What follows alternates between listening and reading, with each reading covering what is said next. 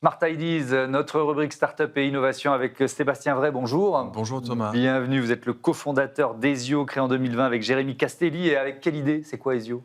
Ezio, c'est une solution de paiement, donc une carte bancaire, Ouais. voilà. Mais c'est surtout une interface de gestion des dépenses pour les accompagnants professionnels.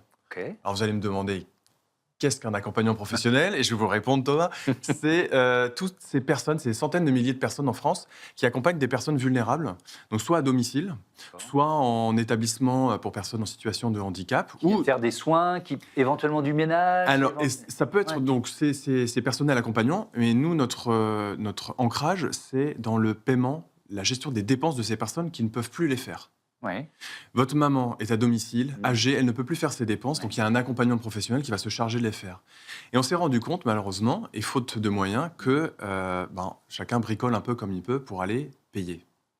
Donc on va prendre la carte bancaire de la personne âgée, des espèces, des chèques, des Ouais, bons c'est pour les compliqué, tutelles. ça crée des questions de Exactement. confiance, de suspicion parfois des Exactement. proches, des familles. Bon, c'est pas simple, quoi. Exactement. Donc nous, on a créé la carte de paiement Ezio, donc on est une fintech Ouais. agréée à la Banque de France. Et notre solution aujourd'hui est déployée dans plus de 500 établissements médico-sociaux. Et on a des dizaines de milliers de professionnels qui utilisent notre solution pour sécuriser, simplifier toutes les dépenses de ces personnes-là. Alors, je vais me placer du côté des aidants. C'est quoi la journée type d'une auxiliaire de vie et ça change quoi si elle a entre les mains cette carte Ezio? Alors l'auxiliaire de vie, les auxiliaires de vie vont se lever très tôt, se prennent leur voiture, elles ont leur planning, elles partent, je dis elles parce qu'elles sont majoritairement Souvent des femmes, elles partent au domicile, elles peuvent faire du ménage, de l'aide au lever, etc. Et puis vient le moment de remplir le frigo. Et là, avec Ezio, son employeur, ou alors l'auxiliaire de vie elle-même, s'est équipée d'Ezio. Elle a sa propre carte, soit fournie par son employeur, soit par elle-même. Elle va faire une dépense au supermarché du coin. Et là, elle renseigne dans notre application mobile, j'ai fait une dépense pour Huguette, personne. voilà, Huguette Hugues, la maman de Thomas Hugues.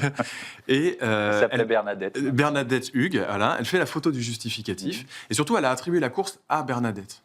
Et Bernadette, elle, est prélevée ensuite pour remettre de l'argent sur le compte Ezio géré par la structure. Donc, alors, c'est parfait, très bien compris. Pour les personnes âgées et dépendantes, ça donne de la sécurité, tout simplement. C'est pas compliqué pour elles, parce qu'il y a toujours cette question de... Ils n'ont rien à faire. Rien à faire. Ils n'ont rien à faire. Ils passent par un service d'aide à domicile qui est pleinement équipé avec des outils digitaux, dont la carte Ezio. Je voudrais 1 heure ou 2 heures de course. OK, nous, on a notre propre solution de paiement, pardon. Et vous n'avez pas besoin de nous prêter de l'argent, Alors, question simple, est-ce que c'est gratuit pour les personnes dépendantes? Ou est-ce qu'elles coûtent... Enfin, votre modèle économique, c'est quoi? Je pourrais poser la question comme ça. Notre Qui modèle paye? économique, qui paye, c'est le service d'aide à domicile D'accord. ou la maison d'accueil spécialisée dans le handicap ou dans la protection de l'enfance. C'est eux qui nous payent en fonction d'un nombre de licences. Donc, c'est un abonnement récurrent à notre plateforme, à notre outil de gestion de dépenses. Libre à eux, quand c'est possible et légal, de refacturer un peu ou pas une participation aux aidants, aux aidés. D'accord. 2020, date de création, de lancement. Vous en êtes où aujourd'hui du développement, du déploiement d'Ezio, de ce service? 2019, salon des services à la personne. On a une appli de liste de courses un peu bancale. Sébastien, c'est sympa ton appli de liste de courses, mais nous, le vrai problème, c'est le paiement. Je fais comment ça? Et on se pose des questions. Et je dis, et je vois qu'il y a un problème général. Et donc 2020, en pleine crise Covid, on crée le logiciel. 2021, on a nos premiers clients. Et aujourd'hui, on a plus de 500 établissements.